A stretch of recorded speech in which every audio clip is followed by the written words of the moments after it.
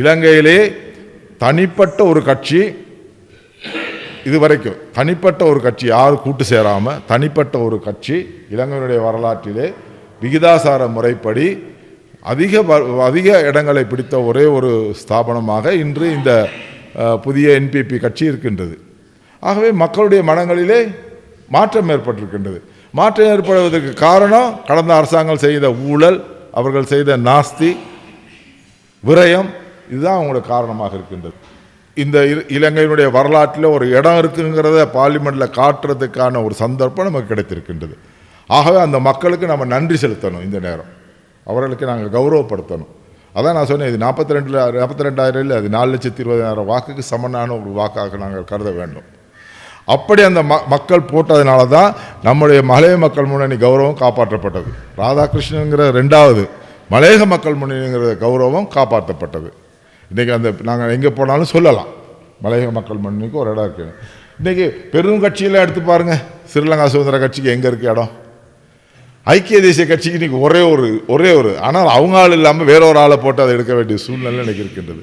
மொட்டு கட்சியில் எத்தனை பேர் இருக்காங்க? அப்போ பாருங்கள், தேசிய கட்சிகள்லாம் இன்றைக்கி அழிவடைந்து வந்திருக்கின்ற நேரத்திலும் கூட மலையக மக்கள் முன்னணிக்கு 50% வாக்குகள் இருந்திருக்கின்றன. ஏன் 50% வாக்குன்னு சொன்னால், போன முறை நம்ம 2 பேர், இந்த முறை ஒரு ஆள். இலங்கையிலே தனிப்பட்ட ஒரு கட்சி இதுவரைக்கும் தனிப்பட்ட ஒரு கட்சி யாரும் கூட்டு சேராமல் தனிப்பட்ட ஒரு கட்சி இலங்கையினுடைய வரலாற்றிலே விகிதாசார முறைப்படி அதிக இடங்களை பிடித்த ஒரே ஒரு ஸ்தாபனமாக இன்று இந்த புதிய என்பிபி கட்சி இருக்கின்றது. ஆகவே மக்களுடைய மனங்களிலே மாற்றம் ஏற்பட்டிருக்கின்றது.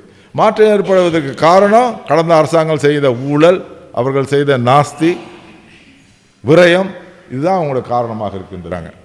ஆகவே இதை மாற்றிக்கொண்டு கட்சியினுடைய மறுசீரமைப்பை நாங்கள் செய்வதற்கான நடவடிக்கை எடுக்கணும். மக்கள் மனசை புரிந்து கொண்டு அவர்களுடைய எதிர்பார்ப்பை அறிந்து கொண்டு கட்சியினுடைய மறுசீரமைப்பை நாங்கள் செய்ய வேண்டும். அதனால தான் நாங்களும் இந்த எலெக்ஷன் முடிஞ்சு செய்யணுங்கிற ஒரு நிர்பந்தத்தில் இருந்திருக்கின்றோம். அது நாங்கள் பொங்கல் முடிஞ்சு சில மாற்றங்களை செய்வதற்கான நடவடிக்கை எடுப்போம் என்பதை நான் இந்த நேரத்தில் தெரிவித்துக் கொள்ள விரும்புகின்றேன். அதே போல் எதிர்வருகின்ற உள்ளூராட்சி தேர்தல்களிலே நாங்கள் எங்களுடைய கட்சி தனியாக போட்டி போட வேண்டும் என்ற அபிப்பிராயம் எல்லார் மத்தியிலும் நிலவி வருகின்றது. அது அநேகமாக பத்திரிகையிலும் வந்திருக்கின்றது. எல்லாருக்கும் ஒரு சந்தர்ப்பம் கொடுக்க வேணுங்கிற நோக்கம் எங்களுக்கு இருக்கின்றது. அதே நேரத்தில் இன்னொரு விஷயமும் நாங்கள் யோசிக்கணும். இந்த வரப்போகின்ற தேர்தல் ஒரு முக்கியமான, அதாவது உள்ளூராட்சி சபையாக இருந்தாலும் மாகாண சபையாக இருந்தாலும் இந்த தேர்தலில் தமிழர்களுடைய பாதுகாப்பை உறுதிப்படுத்துகின்ற ஒரு சூழ்நிலையும் நாங்கள் ஏற்படுத்தி கொள்ளணும். அவங்களுடைய கட்சி அதான் சென்ட்ரல் என்ன முடிவு எடுக்குதோ அதை அவங்க செய்கிறாங்க. சம்பளம் கையில் வாங்குறதில்ல, கட்சிக்கு போகுது, கட்சியில் கொடுக்குறாங்க. அதான் அவங்களுடைய அது பாலிசி. ஆகவே நம்ம ஜனநாயக ரீதியிலே நம்ம கட்சி வளர்ந்திருக்கின்றது. திரு விஜயச்சந்திரன் அவர்கள் சொன்னது போல் ஒரு கட்டமைப்பு இருக்கின்றது. தேசிய சபை, அதே போல் சென்ட்ரல் மத்திய குழு, கவுன்சில், அதே போல் தலைமைத்துவம் அப்படிங்கிற ஒரு கட்டமைப்பு கீழே நம்ம வந்துக்கிட்டு இருக்கிறோம். இன்னும் அந்த கட்டமைப்பு நல்ல முறையிலே செயல்பட வேண்டும். மக்கள் இன்றைக்கி பல துன்பங்களை அனுபவிக்கின்றார்கள். இந்த நாட்டில் இன்றைக்கி அரிசி இல்லாத ஒரு சூழ்நிலை ஏற்பட்டிருக்கின்றது, அரிசிக்கு தட்டுப்பாடு ஏற்பட்டிருக்கின்றது. நாங்கள் இன்று எல்லாரையும் உங்களெல்லாம் ஒன்றா கூட்டி இந்த சந்திரசேகரன் மதிப்புக்குரிய அமரர் சந்திரசேகரன் அவர்கள் எங்களுக்கு காட்டிய பாதையிலே சென்று கொண்டிருக்கின்றோம். அது ஒரு நீண்ட தூர பயணமாக இருக்கலாம். அந்த பயணத்திலே பல காடு மேடுகள், கரடு முரடான சிக்கல்கள்லாம் ஏற்படலாம்.